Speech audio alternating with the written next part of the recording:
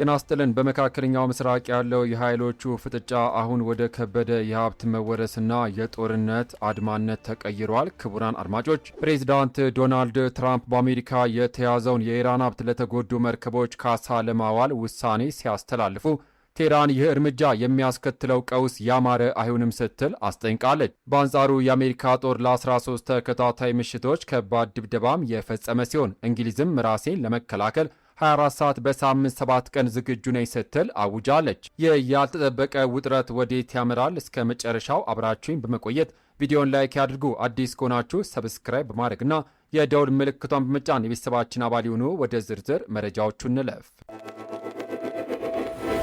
በቅድሚያም የትራምፕ የሀብት መወረስ ውሳኔ፣ የ13ኛው ምሽት ድብደባና የኢራን ምላሽ። ወደ መጀመሪያው ሰበር መረጃ አልፋለሁ። ፕሬዚዳንት ዶናልድ ትራምፕ በአሜሪካ የተያዙት የኢራን ሀብቶች በመርከቦች ጭነቶች ወይም የትኛውም ተያዥ ነገር ላይ ለደረሰ ጉዳት ክፍያ ለመፈጸም እንደሚጠቀሙበት ይፋ አድርገዋል። ትራምፕ አክለውም ለዚህ የሚወጣው የገንዘብ መጠን እጅግ ከፍተኛ ሊሆን እንደሚችልና አሜሪካ እጇ በሚገኘውና በምትቆጣጠረው የኢራን ገንዘብ ካሳው እንደሚከፈል ተናግረዋል። ይህ በእንዲህ እንዳለ የአሜሪካ ጦር ለ13ኛ ተከታታይ ምሽት ኢራን ላይ አየርና ባህር ላይ የተመሰረተ ድብደባ ማካሄዱን ያስታወቀም ሲሆን የቴህራን መገናኛ ብዙሃን ደግሞ በጥቃቱ 4 ሰዎች ሕይወታቸው ማለፋቸውና 5 ሰዎች መቁሰላቸውን ዘግቧል። ጥቃቱ የተፈጸመው በኢራን የሚደገፉት ሁቲዎች በቀይ ባህር ሲጓዙ የነበሩ 2 የሳውዲ አረቢያ ነዳጅ ጫኝ መርከቦችን መምታታቸውን ካስታወቁ በኋላ ነው። በዚህ ምክንያት የአሜሪካ ጥቃትን ተከትሎ በኢራን ባንዲር አባስ በተባለው የወደብ ከተማና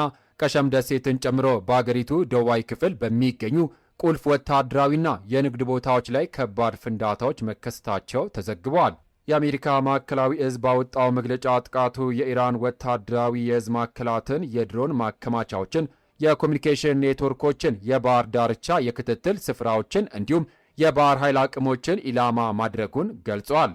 ይህ በእንዲህ እንዳለ የኢራን የውጭ ጉዳይ ሚኒስትር አባስ አራጊች የትራምፕን አስተያየት አቀጣጣይ ሁኔታ ሲሉ የጠሩትም ሲሆን በጽሑፍ በሰጡት ምላሽ በዚህ አይነት ገንዘቦች የሚደሰቱ ወይም የሚያተርፉ አካላት ማስታወስ ያለባቸው መንግስታት አንድ ንብረት መውረስን ከተለማመዱ በኋላ የማንም ሀብት ደህንነቱ የጠበቀ እንደማይሆን ነው ብለዋል። አራጊች አክሎም ተከትሎ የሚመጣው ቀውስ ያማረ ወይም ሰላማዊ አይሆንም ሲሉ ከባድ ማስጠንቀቂያን ሰጥተዋል።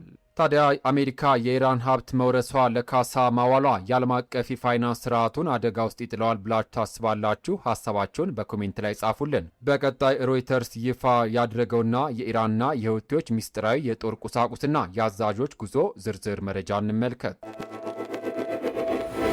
የሮይተርስ ዘገባ የኢራን አዛዦች ወርቅና ሚሳኤሎች ወደ የመን መላክ። ሮይተርስ የዜና ወኪል ምንጮችን ጠቅሶ እንደዘገበው ኢራን በዚህ ወር የእስላማዊ አብዮታዊ ዘብ አዛዦችን፣ ወታደራዊ አማካሪዎችን እንዲሁም ከሚሳኤልና ድሮን ጋር የተያዙ ቁሳቁሶችን ወደ የመን ልካለች። ቴህራን ይህን እርምጃ የወሰደችው አጋሮቿ ሁቲዎች በቀይ ባህር የመርከብ ጉዞዎች ላይ ጥቃት እንዲፈጽሙ ለማስቻል እንደሆነም ተገልጿል። 4 የመረጃ ምንጮች የየመን ማስታወቂያ ሚኒስትርና የቀጠናው ደህንነት ተንታኝ እንደገለጹት ኢራን ወደ የመን ወታደራዊ ቁሳቁሶችን ያጓጓዘችው እንደ አውሮፓውያን አቆጣጠር ሐምሌ 13 ነው። ለደህንነታቸው ሲሉ ስማቸው እንዳይጠቀስ የጠየቁ 2 የኢራን ምንጮች የተላኩት የአብዮታዊ ዘብ አዛዦች ቁጥር ከ10 እስከ 21 የሚደርስ መሆኑና ከፍተኛ አዛዦች እንደሚገኙበት ተናግረዋል። ከኢራን የተነሳው አውሮፕላን በሁቲ ቁጥጥር ስር ወደሚገኘው ሰነአ በራ ቢያደርግም አውሮፕላን ማረፊያው በሳውዲ ጥቃት ስለደረሰበት ወደ ቀይ ባህሯ ወደብ ከተማ ሁዴይዳ አምርቷል። አንድ ምንጭ ሲናገር የአብዮታዊ ዘብ አዛዦች ወደዚያ የተጓዙት የሁቲዎችን ዘመቻ ለመደገፍ እንዲሁም በአዲስ የሚሳኤል ስርዓት ላይ ስልጠና ለመስጠት ነው ብለዋል። በተጨማሪም ኢራን የሁቲዎችን እንቅስቃሴ ለመደገፍ በአውሮፕላኑ ወርቅ መላኳ ተጠቅሷል። በሳውዲ የሚደገፈው የየመን መንግስት የማስታወቂያ ሚኒስትር ሞአመር አልኢሪያኒ የወታደሮቹና የቁሳቁስ መምጣት አረጋግጠው ተልኳቸው የሁቲዎችን ወታደራዊ አቅም ማጠናከር እንደሆነ ተናግረዋል። በአንጻሩ የሁቲ የሚዲያ ኃላፊ አብደል ራህማን አልሃኖሚ ይህንን ክስ ውሸትና ፈጠራ ሲሉ አስተባብለው በአውሮፕላን ውስጥ የነበሩት በሙሉ ሲቪሎች ነበሩ ብሏል። ኢራን በበኩሏ ከዚህ ቀደም የጦር መሳሪያ ድጋፍ ማድረጓን ስታስተባበል መቆየቷም ተዘግበዋል። ኢራን ለሁቲዎች የምታደርገው የድሮንና ሚሳኤል ድጋፍ የቀይ ባህርን ንግድ ሙሉ በሙሉ ያስቆመዋል ብላችሁ ታስባላችሁ? አስተያየታችሁን ጻፉልን። በመቀጠል ደግሞ ወደ እንግሊዝ ከባድ ምላሽና ለ24/7 ዝግጁ ነን ወደሚለው መረጃ አልፋለሁ። የኢራን ዛቻ ለአንግሎ አሜሪካና የእንግሊዝ 24/7 የመከላከል ዝግጅት። በመጨረሻም ኢራን የዩናይትድ ኪንግደም ጦር ሰፈሮች ለአሜሪካ ጥቃቶች ጥቅም ላይ እየዋሉ ስለሆነ ሕጋዊ ኢላማ እንዲሆኑ መግለጿን ተከትሎ የብሪታንያ መንግስት ራሱን ለመከላከል 24 ሰዓት በሳምንት 7 ቀን ዝግጁ መሆኑን አስታውቋል። ዩናይትድ ኪንግደም የአሜሪካ ሰራዊት አባላትና አውሮፕላኖች ለሚወስዷቸው የመከላከል እርምጃዎች የጦር ሰፈሯን እንድትጠቀም የፈቀደች ቢሆንም ኢራን ላይ ለሚደረጉ ጥቃቶች ግን ፈቃድ እንዳልሰጠች ገልጻለች። የኢራን የውጭ ጉዳይ ሚኒስትር ግን ዩኬ የአሜሪካ ጦርነት ተባባሪ ነች ሲል ከሰዋል። የኢራን አብዮታዊ ዘብ ለአሜሪካ ድጋፍ የሚቀርብ ማንኛውም ሀገር መዘዙን ይወስዳል ብለዋል።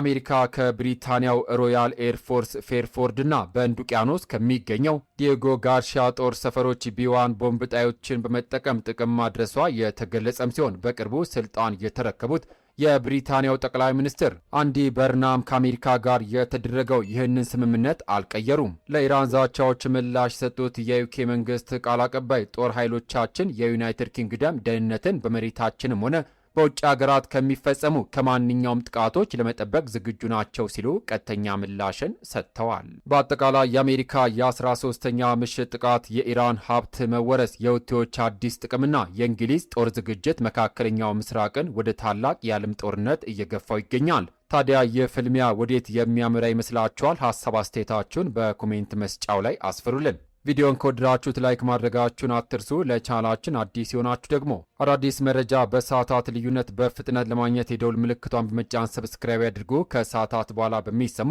በአዳዲስና ሰበር መረጃ እስከምንገናኝ ሰላም ለሀገራችን፣ ሰላም ለመላው ዓለም ይሁን። በያለንበት የዓለም ዳርቻ ቸር እንቆይ።